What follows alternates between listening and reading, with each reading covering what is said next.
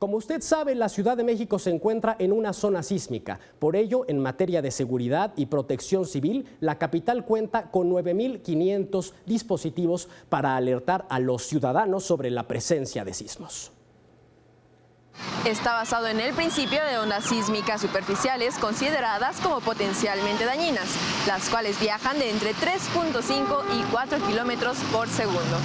Todos reconocemos su sonido, pero ¿alguna vez se ha preguntado cómo funciona el sistema de alertamiento sísmico de la Ciudad de México?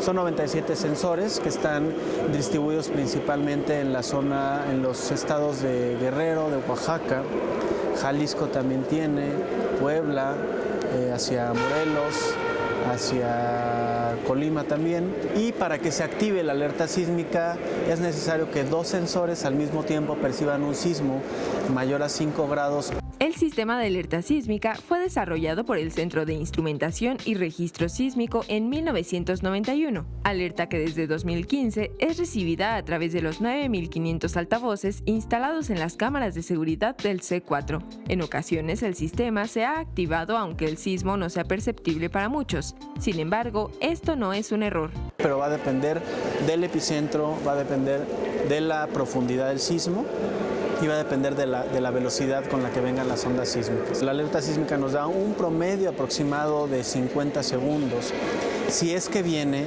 de la zona de la costa de Guerrero.